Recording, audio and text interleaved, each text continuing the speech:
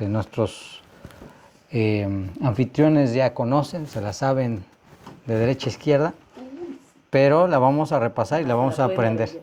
Hasta la pueden dar ellos, igual que Alfredo, que ya puede dar varias clases.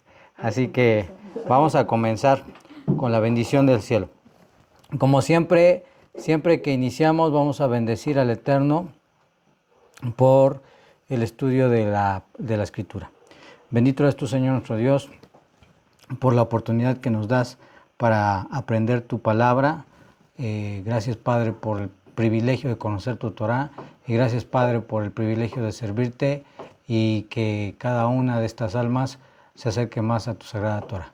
Bishut Yeshua Meshicheinu, amén, be amén. Bueno, pues para los que no me conocen por alguna razón, mi nombre es Immanuel Ben Yosef y vamos a tener la clase del día de hoy. Y hoy vamos a hablar de un principio fundamental de la vida, no solamente de la fe, de la vida, que es el arrepentimiento. ¿Cuántas veces hemos cometido un error y después nos sentimos arrepentidos? O cometimos un error y alguien nos hace ver ese error, porque no nos habíamos dado cuenta y nos sentimos arrepentidos. Ese término que nosotros utilizamos, lo vamos a utilizar en lengua hebrea, porque es la lengua que utilizó nuestro maestro justo, el rey Mesías, y que por el cual vienen las escrituras, y ese término lo vamos a llamar Teshuvah. Teshuvah, ¿de acuerdo? Teshuvah, ahorita les voy a mostrar en pantalla para que ustedes vayan viendo, a ver si se puede ver ahí en el dispositivo, ahí con Claudia. Ahorita lo pongo. Vamos a escribirlo. Vamos a poner Teshuvah.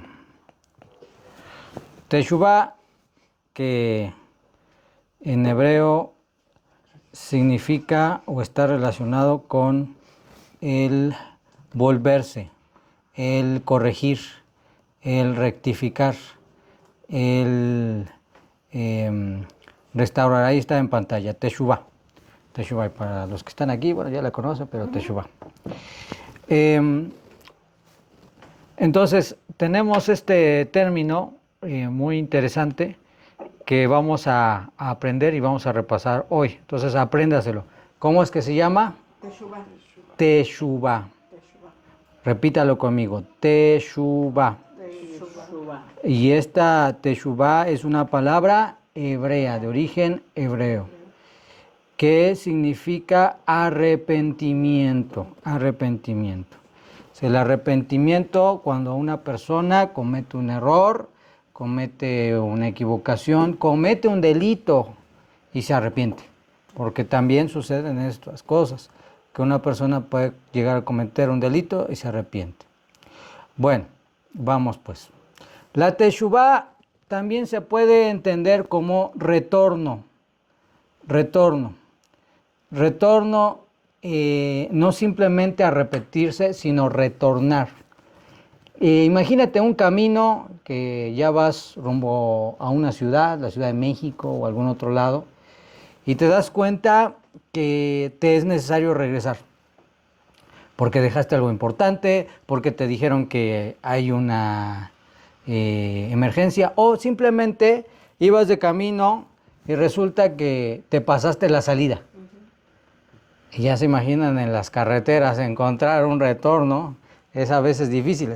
Entonces tienes que buscar ese camino para volver sobre el lugar donde venías, para regresar al punto donde estabas o al punto de inicio.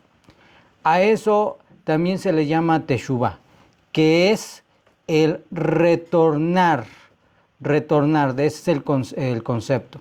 No es simplemente arrepentirse de los errores pasados, sino es un proceso espiritual profundo que implica reconocimiento. Muy importante, reconocer. O sea, cuando una persona hace algo malo, lo primero que tiene que hacer honestamente es reconocerlo. No sé si tú has experimentado o has cometido ese error o has escuchado a alguien que se equivocó y tienes las pruebas, las evidencias, todo, y te dicen no, y no, y no, y no, y no, no es cierto, yo no fui. ¿Sí? Una de las primeras cosas que tenemos que ser honestos es que reconocerlo, reconocer el error. Hacer una acción correctiva y reconciliarnos con el Creador en caso de haber pecado contra el Creador y reconciliarnos con nuestro prójimo en el caso de haber pecado contra nuestro prójimo. Entonces, esto es importante porque es un asunto personal. Nadie se puede arrepentir por ti. ¿Sí? Ni tú te puedes arrepentir por nadie. Es un asunto que solamente es personal. ¿Y por qué es tan importante esto? Porque Dios creó dos, vamos a decirlo, dos tipos de conexiones. Una con Él y otra con el prójimo. ¿Sí? Quiere decir que nuestras interacciones constantemente la tenemos con el Eterno o con el prójimo.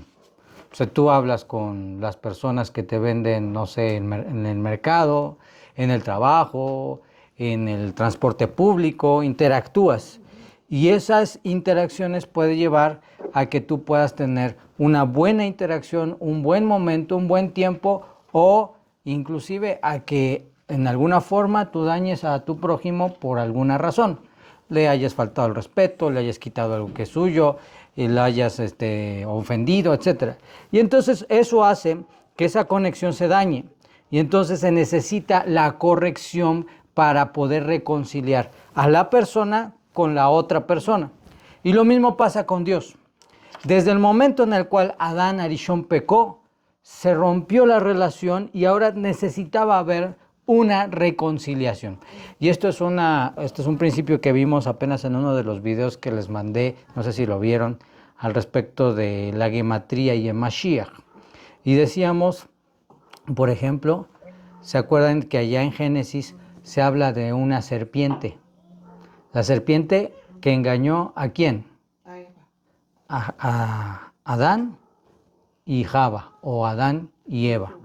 Adam con M al final, Adam, porque viene de Adamá, que significa tierra. Y Java, que es la esposa de Adán. Entonces, esta acción que tuvo la serpiente fue de dañar la relación que tenía el hombre con Dios. Cuando todavía no pecaba Adán ni Java, dice la escritura que Dios caminaba en el jardín del Edén y ellos lo escuchaban y podían interactuar con él a un nivel tremendo. Pero una vez que se dio el pecado de Adán y Java, el Eterno los sacó del huerto y ya no hubo más ese nivel de revelación. Entonces, ¿qué pasó? Se rompió la relación que se había con Dios. Y entonces se dice que es necesario que venga alguien para reparar esa relación, y esa es la función del Mesías, del Redentor, que será otro tema, pero es justamente por eso es que la palabra serpiente y la palabra Mashiach tienen el mismo valor numérico, o sea, hablando de las letras hebreas, tienen el mismo valor numérico y por eso hay una correspondencia. Bueno, entonces, es importante también que hagamos una corrección, un arrepentimiento y una reconciliación con el Eterno de forma personal. ¿Por qué tenemos que hacer reconciliaciones con Dios? Porque muchas veces nosotros hacemos cosas que a Él no le agradan, que Él nos ha enseñado en su palabra que están prohibidas. Y al nosotros hacer algo que está prohibido, nosotros dañamos la relación y es necesario reconciliarnos con el Eterno. Esto es un viaje personal y espiritual donde cada individuo debe corregir su camino. En el judaísmo netzarita, el judaísmo que enseña que Yeshua es el Mesías, se enseña que la Teshuvá es uno de los regalos más extraordinarios de Dios que Dios nos ha otorgado. Esto es interesante. Tanto el libre albedrío como el arrepentimiento, el libre albedrío como la Teshuvá, fueron regalos que Dios nos dio. O sea, Hashem nos pudo haber hecho robots, autómatas, para poder obedecer sus órdenes, pero nos dotó de libre albedrío, la libre decisión. Nosotros elegimos o no obedecer a Dios, y también nos dotó de la libertad de arrepentirnos o no. Tú decides si te reconcilias con Dios o no. Tú decides si te reconcilias con tu prójimo o no. Tú lo decides. Y eso es un asunto que es interesante porque tiene que surgir de ti, ¿sí? Entonces, Dios nos ha dado la posibilidad de rectificar y renacer sin importar cuán lejos hayamos estado de nuestra esencia espiritual, cuán lejos hayamos estado de Dios. Hay gente que ha cometido graves errores, terribles, que tienen que ver tal vez con transgresiones muy fuertes como, por ejemplo, lo leen, o el asesinato, o la idolatría, o inmoralidad sexual en un nivel muy alto. Siempre que la persona decida reconciliarse con Dios y con su prójimo, mientras esté en este mundo, lo puede hacer, ¿sí? No importa qué tan lejos haya llegado. Por supuesto, hay consecuencias, pero la reconciliación se puede reanudar, siempre. Y esto es un principio que nos enseña que el Eterno siempre está dispuesto a recibir tu teshuvah. Aunque te hayas dado una vueltota y dices, bueno, ahora sí ya voy a hacer como Dios dice o como Dios manda, y te diste esa vueltota y ahora corriges. Bueno, el Eterno, siempre que ve que tu arrepentimiento es sincero y honesto, Él lo acepta. Aunque te haya sido a lo más terrible posible. Eso es fascinante. Porque el Eterno no limita el arrepentimiento de la persona.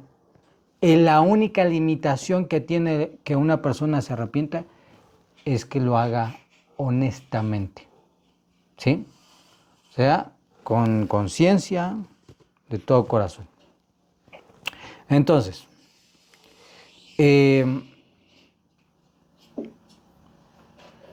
vamos a ver.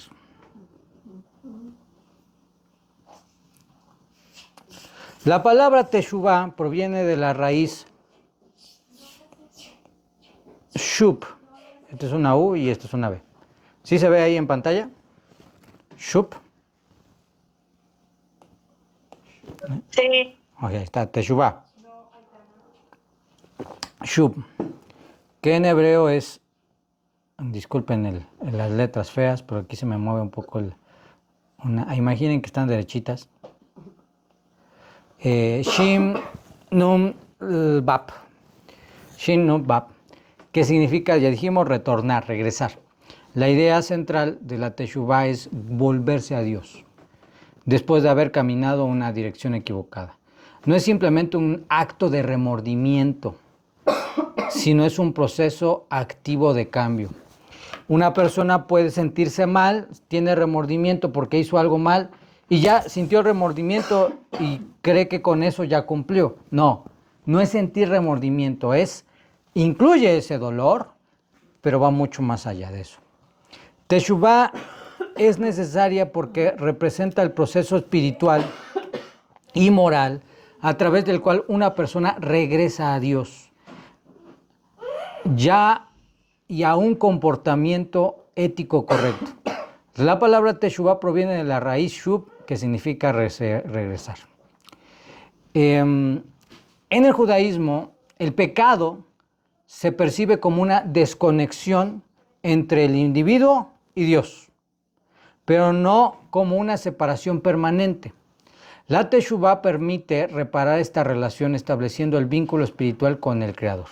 Fíjense lo que dice Malaquías 3:7.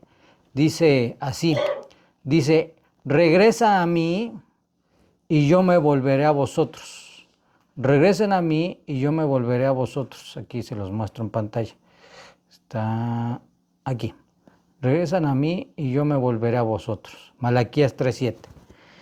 Y justamente cuando dice regresad, en hebreo dice teshuvah o shub. Y dice, y yo, shub, me volveré a vosotros. O sea, nos encontraremos.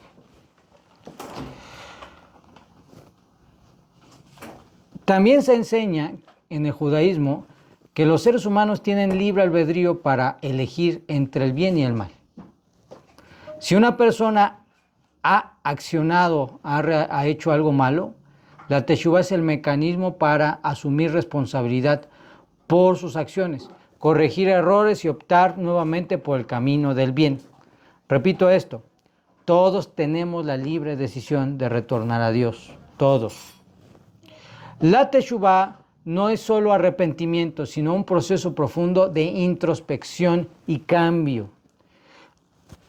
Cuando tú vas a arrepentirte delante de Dios, lo tienes que hacer poniendo tu corazón delante, ayudando a que tu alma crezca moralmente y transformando sus errores en una oportunidad de superación.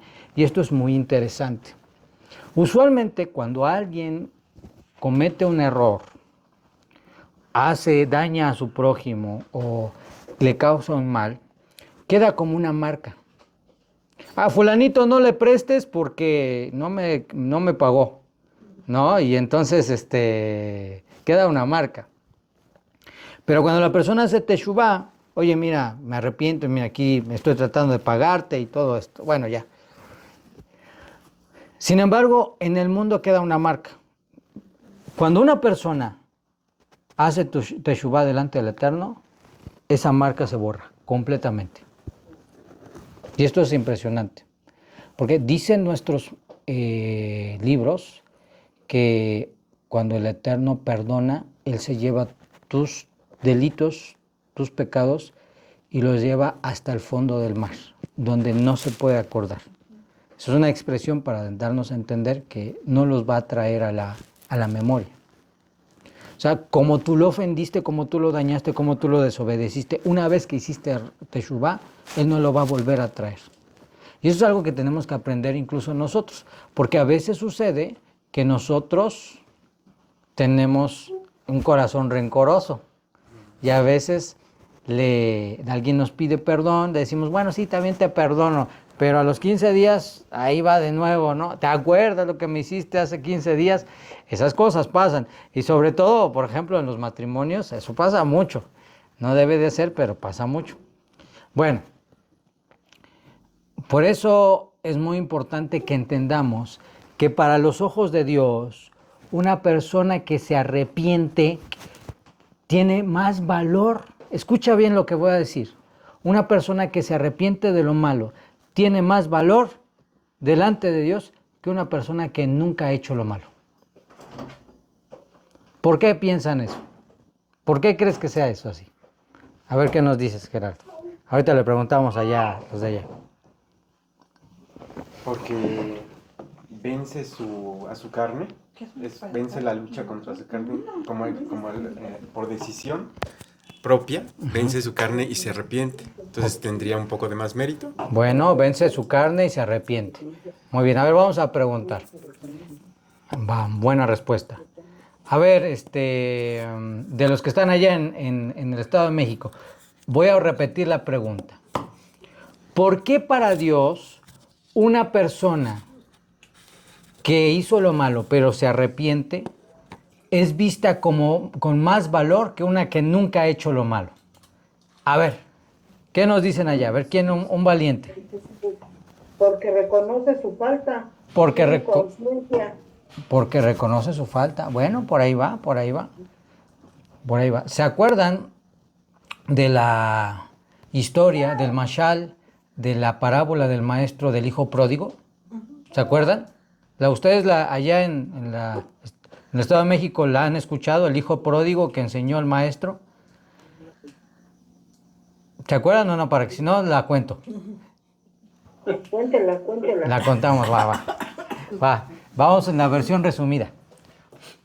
Cuenta el maestro en un mashal, en una parábola, que tenía 2 hijos.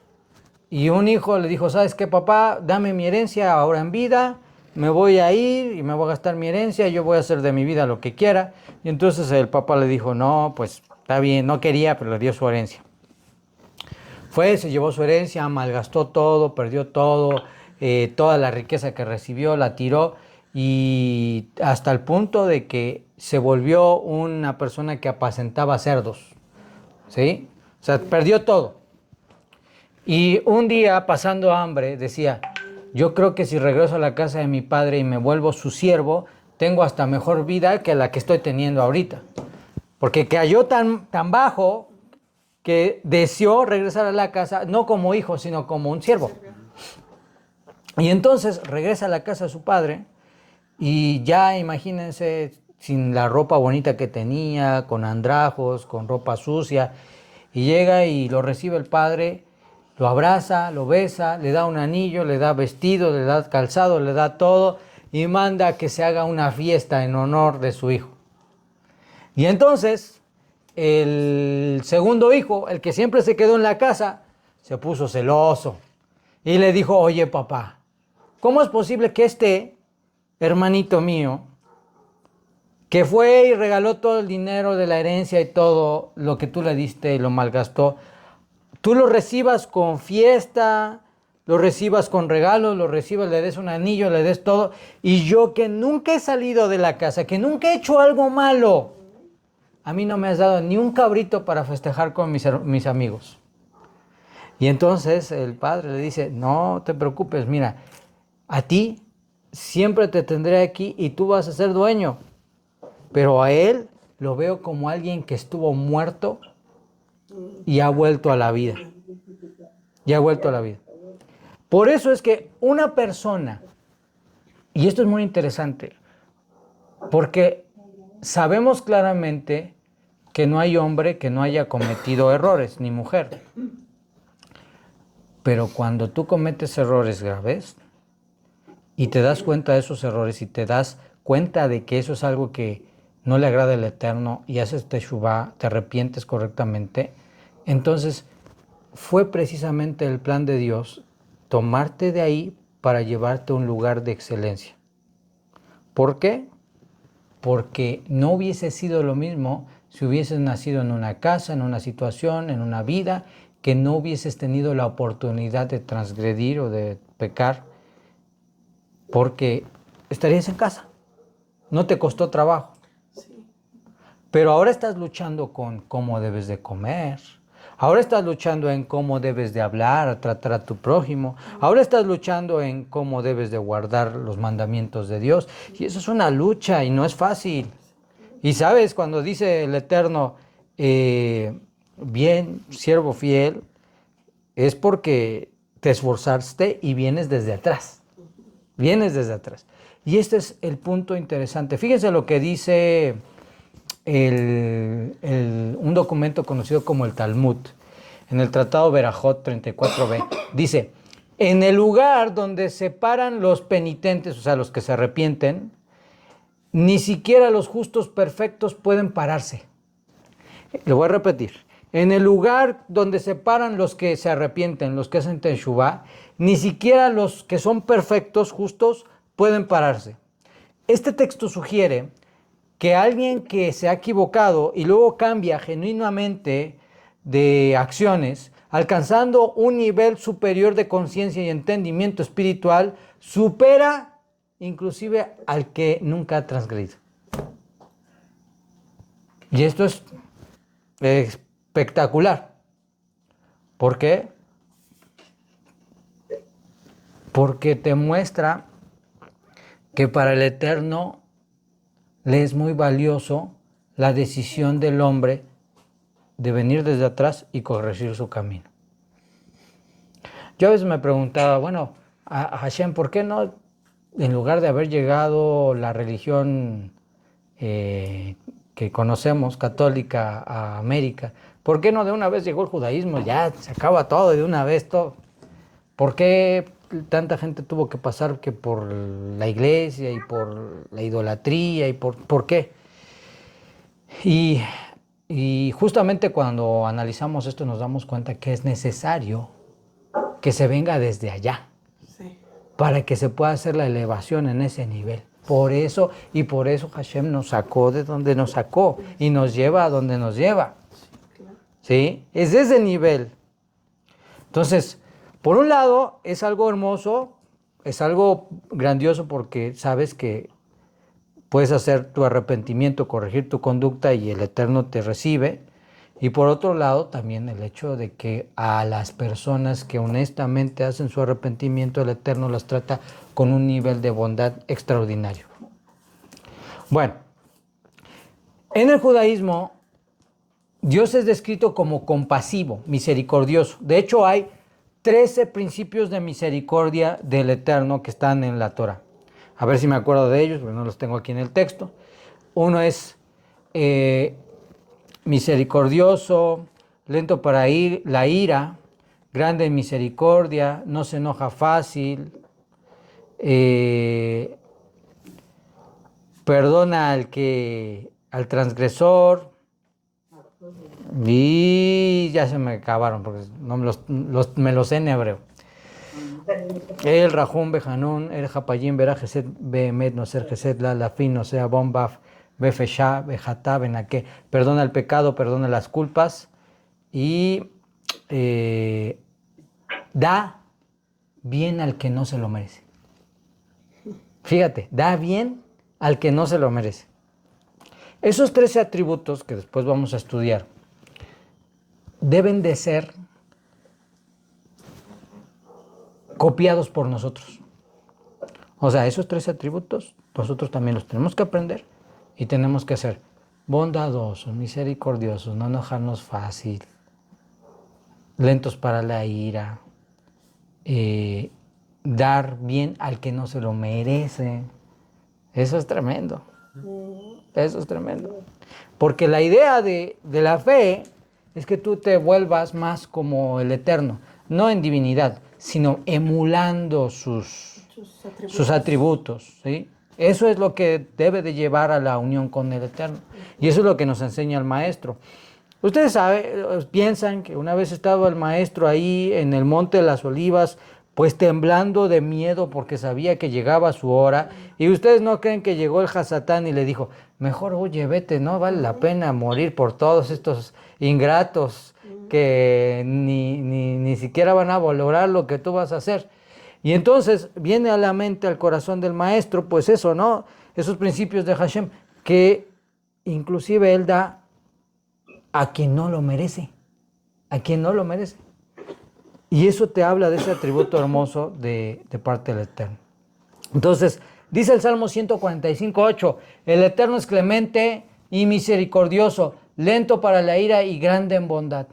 O sea, tarda en enojarse, se enoja, sí, eso es definitivo. Se enoja, pero tarda para enojarse. Él dice, te espero, piensa bien lo que estás haciendo. Es más, deja al hombre que le dé, el hilito le da. Y lo deja. Pero llega un momento donde dice, no, hasta aquí, le jala la cuerda y la persona tiene que hacer teshuva. Por ejemplo, tenemos el caso de, típicamente conocido, el caso de Sodoma y Gomorra, que los dejó, hasta que dijo, es necesario que envíe un emisario y lo que hizo fue destruir toda la ciudad con todo lo que había. O sea, hubo una cosa tremenda. Lo mismo pasó en el diluvio, en el Mabul, lo mismo pasó en la Torre de Babel, lo mismo pasó en la historia de Israel en momentos diferentes, cuando los reyes apostaron por ir por la idolatría, etc. Los dejó, pero cuando ya dijo hasta aquí, pues dio tiempo. Si a veces la gente hace lo malo y piensa, ay, es que Dios ni existe, porque ni me hace nada, mira, hago lo que yo quiero y mira, ¿quién me va a hacer algo? Y hasta se burlan. Pero ¿sabes qué? Cuando llega la hora de que venga el juicio, el Eterno jala la cuerda y se endereza todo. ¿Podría ser en ese caso que dice ahorita, que a lo mejor no me toca a mí, pero mis generaciones paguen por eso? O sea, que yo haga el mal y que yo no lo pague y que lo paguen mis próximas generaciones. Ok, a ver, aquí hay que definir bien. Hay dos conceptos. Acuérdate esto. Culpa y consecuencias. ¿Sí? Son dos cosas diferentes. Cuando Adán y Eva pecaron, ¿quién tuvo la culpa? Eva. Bueno, Adán y Eva, los dos, que también Adán fue responsable porque también decidió. Yo. Eva. ¿Sí? La serpiente, tal vez. Ajá. Pero, ¿quiénes llevan las consecuencias? Pues nosotros. Ellos y nosotros. Pero cuando estemos delante de Dios, ¿quiénes van a ser juzgados por ese acto? Ellos. ¿Por qué? Porque ellos cometieron. Porque ellos la- tuvieron la culpa. Ajá, ellos tuvieron- Si Adán y Eva no hubieran pecado, no tendríamos que andar trabajando, no tendríamos que, las mujeres no tendrían que dar, exacto, el sufrimiento de las mujeres, el dolor de parto y todo lo que tiene que ver con eso, y la tierra no daría una riqueza tremenda, en fruto. tal cual. ¿Sí? Dice el Midrash que en los días de Adán y Java, absolutamente todo lo que tomaban de la tierra era para comer. Desde el pastito, la corteza de los árboles, todo era para comer.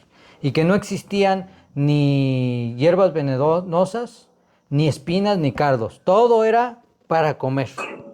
Cuando Adán y Java pecan, entonces se disminuye la tierra, tiene una maldición la tierra. ¿Sí? Y los animales y todo. Entonces, no solamente la descendencia, sino la propia tierra tuvo consecuencias por la acción de Adán y Java. Entonces, por eso es que vemos ahí dos cosas. La culpa, ¿quién tuvo la culpa? Ellos. Y la consecuencia. Vamos a poner un ejemplo tremendo. Por ejemplo, el caso de, vamos a poner un ejemplo fuerte, un caso de un matrimonio donde hubo adulterio y se van a divorciar. Y ya se van a divorciar, tienen hijos pequeños, ya se divorciaron y los niños van de acá para allá entre casa y casa, pierden su estabilidad, pierden su paz, problemas, esto, lo otro, aquello. Estrictamente, ¿quién tuvo la culpa? Los padres. Pues el que propició el asunto, cometió adulterio o demás. Muchas veces se incluye a los dos. ¿Quiénes llevan las consecuencias? Los hijos. Los dos, los papás, porque pues también van a llevar consecuencias, y los hijos. Y eso es una marca. Entonces, esto es muy importante. Cuando vemos el tema del arrepentimiento y de todo el proceso como Dios juzga las cosas, debemos de mirar esos dos aspectos, culpa y consecuencias, ¿vale? Entonces, cuando tú haces algo malo y tú dices, no, pues no pasa nada, que vayan y me lean las cartas, o que me digan mi futuro con la que hace, o que te hagan una limpia, o todas esas cosas, no pasa nada. Tú tomaste una decisión, tú tienes la culpa de haber abierto esa puerta para disminución, pero tú tienes las consecuencias y también se las heredas a tus hijos. ¿Sí? Eso es importante. Entonces, cuando tú te das cuenta que hay algo mal, entonces tienes la obligación de reparar tus acciones. La teshuvá no solo implica arrepentimiento interno, sino también acciones concretas para reparar el daño causado. Este proceso consta de 4 pasos fundamentales. A veces hay un grupo más grande, 5, 6, hay otros que dicen que 7, 8. Según el gran maestro judío Maimónides o el Rambam, reconoce 4 niveles de 4 pasos de la teshuvá, aunque algunos te digo que hay maestros que enseñan más. Vidui, que es el reconocimiento del pecado, el arrepentimiento sincero, el compromiso de no repetir la acción y la reparación del daño. Un plan para no volverlo a hacer.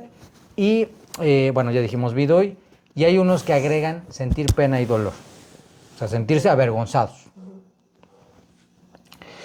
En resumen, la teshuvá es necesaria porque es el medio a través del cual la persona puede corregir sus errores, reparar sus relaciones personales con su familia, con todos, y reparar su relación con el Eterno, con el Creador, purificarse espiritualmente y regresar a Dios. También esto refleja la creencia y la posibilidad de un cambio, de un crecimiento, y en la infinita compasión divina tener la posibilidad de ser perdonado. ¿Sí? Entonces, bueno, aquí justamente hay casos de Teshuvá, lo dijimos en Lucas 15, 11 al 7, pero tenemos, por ejemplo, el caso de la mujer adúltera en Juan, Yohanan 8, 1 al 11, cuando los fariseos llevan a una mujer sorprendida en adulterio para ser apedreada, Yeshua responde con amor y justicia, animándola a dejar su vida de transgresión y le dice, vete y no peques más. Por ejemplo, el publicano Zaqueo, un recaudador de impuestos que reconoce su mal proceder al haber defraudado a otros, y su arrepentimiento se demuestra en acciones concretas: devuelve lo robado y ayuda a los pobres. Recuerden lo que pasaba con los cobradores de impuestos. Los cobradores de impuesto eran judíos que trabajaban para los romanos, recaudando los impuestos para el Imperio Romano. Entonces, desde el punto de vista judío, eran vistos como traidores, y lo eran. Eran traidores porque obligaban a los judíos a entregar los impuestos, y además en el transcurso pues robaban y abusaban de esa posición. Zaqueo se arrepiente porque le ha robado al pueblo, devuelve lo que ha robado e incluso hace sedaca. O sea, cuando tú te das cuenta que alguien verdaderamente se arrepiente, es porque trata de reparar el daño. Cuando tú quieras honestamente mostrar tu arrepentimiento, trata de reparar el daño. ¿Cómo se repara el daño? Varía dependiendo del daño de la situación. Si dañaste los bienes de alguien, pues trata de restaurar los bienes, ¿sí? Si dañaste las emociones, la paz de una persona, trata de darle paz, trata de que su condición vuelva a estar en paz, de que haya shalom, de que haya buena comunicación. ¿Sí? El arrepentimiento no solamente es decir, perdóname. El arrepentimiento es buscar que las cosas vuelvan a ser como antes. Obviamente es todo un proceso, lleva tiempo y muchas veces es difícil. Pero cuando una persona honestamente se arrepiente y busca que haya esta reparación, entonces hay un arrepentimiento. Muchas veces al no saber esto, la gente dice, oye, te hice tal daño, perdóname, ¿no? Bueno, sí, te perdono. Y a los 15 días, ¿qué cree que pasa? Otra vez. Ay, de veras, mujer, que ya no lo vuelvo a hacer, te lo prometo. Yo otra vez. Ah, está bien, ya lo abraza y todo. Te perdono, pero ya no lo vuelvo a hacer. Y otra vez a los 15 días y no te cuento. ¿Por qué? Porque no hay un verdadero arrepentimiento. Un verdadero arrepentimiento es un acto honesto en el cual no se vuelve a repetir el evento y en el cual hay una reparación del daño. Es muy importante esto. Entonces, por ejemplo, el Rambam dice en su obra Mishneh Torah, explica que la Teshuvá implica abandonar lo malo por completo, sin dejar ni un poquito, por completo, y comprometerse a no repetirlo. Abandonar lo malo. Si una persona tiene problemas de tomar lo que no es suyo, tiene que encontrar la forma de cortar con eso. Si una persona tiene problemas, por ejemplo, de abuso en el matrimonio, por ejemplo, o a los hijos, etcétera, tiene que encontrar la manera de cortar con eso, de que se genere ese ambiente que lo lleve a ser violento, abusivo, etcétera, etcétera. Es un ejemplo. Y no repetirlo. Esto es la Teshuvá completa. Cuando una persona se encuentra nuevamente, además, en la misma situación donde pecó antes y tiene la posibilidad de pecar, pero no lo hace debido a su arrepentimiento. Esta es la prueba del arrepentimiento. Alguien que está en la misma situación, en las mismas condiciones, en el mismo, lo mismo todo, puede acercar y hacer lo que hizo antes, pero no lo hace. Y no lo hace porque está arrepentido. Esa es la prueba del arrepentimiento. Y es ahí donde entra, es tremendo, es ahí donde entra la función del Hasatán. Porque el Hasatán, que sí, lo vemos como el enemigo de nuestras almas y todo eso, pero su función es para que la persona que se arrepienta realmente saque lo mejor de él. Si no hubiera el tentador que te viene, oye, mira, toma esto, oye, haz aquello, y te tentara ese Yetzer Hará, no podrías superar la tentación y por lo tanto no podrías elevarte ante eso. Entonces, por eso, el Hasatán, aunque es visto como el adversario de nuestras almas, cumple el propósito de Dios y nosotros lo debemos de ver nosotros como la tentación, como algo que se le puede sacar algo positivo, algo bueno. Y eso es tremendo. Lo vimos también con el comentario que dijimos de Mashiach. ¿Se acuerdan cuando se da el asunto de las serpientes ardientes allá en el desierto?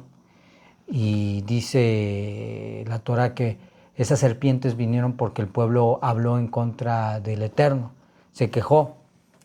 Y entonces le dice Dios a Moisés, hazte una serpiente de bronce y levántala y que todos la vean. Y los que la vean se van a salvar de la picadura de la serpiente. ¿Y sabes qué pasó? Que lo que sucedió fue que construyó la serpiente, la puso delante y todos los que la veían, ¿qué? Se salvaban. ¿Cuál es la lectura idólatra? Es, ¿ya ves? Imágenes. No. Lo que está diciendo era una figura de que aquello que es malo o que en un momento fue malo, en realidad se puede convertir en algo bueno y de salvación. Hasatán es malo, definitivamente no vamos a decir que va a ser algo bueno para nosotros, pero cómo abordemos su función puede ser algo bueno para nosotros. Si ya sabes que él viene a tentarte y también sabes que puedes superarlo y eso va a sacar el máximo de ti, entonces se convierte en algo bueno. ¿Sí? Eso es tremendo. Y para que lo entiendas y tengas esa como perspectiva espiritual para discernirlo, está bien cañón. Correcto. Es muy complicado. Otro maestro judío enseña que la Teshuvá es un acto de reconciliación con Dios y una restauración de la armonía espiritual entre el hombre y su creador. El Maharal de Praga enseña que la Teshuvá es el proceso de devolver al alma a su estado original. Al arrepentirse, el ser humano restaura su conexión perdida con Dios y recupera su verdadera esencia divina. Otro maestro judío dice, no hay nada que esté más allá de la posibilidad de la Teshuvá. Aun cuando alguien se haya alejado muchísimo, siempre puede regresar a Dios porque su misericordia no tiene límites. O sea, no importa qué tan lejos haya llegado, como dijimos, si hace Teshuvá, puede regresar a Dios. Por lo tanto, en esta clase vimos, si tú te has equivocado y has dañado a tu prójimo, hay que hacer ¿qué? Teshuvá. Si tú te has equivocado, no sabías o sí sabías, pero no hiciste caso y dañaste tu relación con el Creador, Él te dijo, no robarás, no matarás, no comerás esto, no cometerás aquello, no tendrás ídolos delante de ti. Y ahora eres consciente, ¿qué hay que hacer? Teshuvá, corrección, rectificación. Correctamente. Muy bien. Entonces, Shub significa volver, retornar. Imagínate que vas hacia un camino, pero vas hacia la oscuridad, hacia el bosque ese feo y peligroso. Y entonces viene Shub, el retorno, te das la vuelta 180 grados y ahora vas en dirección totalmente opuesta, ya hacia Dios. Volverse a Dios. Estas clases que estamos tomando tienen como objetivo que tú hagas Shub. En otras palabras, tú te vuelvas al Eterno, tú retornes a Dios para que Él se vuelva a ti y te bendiga. Y eso es lo que hay detrás de eso. Que el Eterno, quien es bendito, nos dé a todos un excelente tiempo de estudio y esperamos que haya sido clara la clase. ¿Dudas allá en el Estado de México?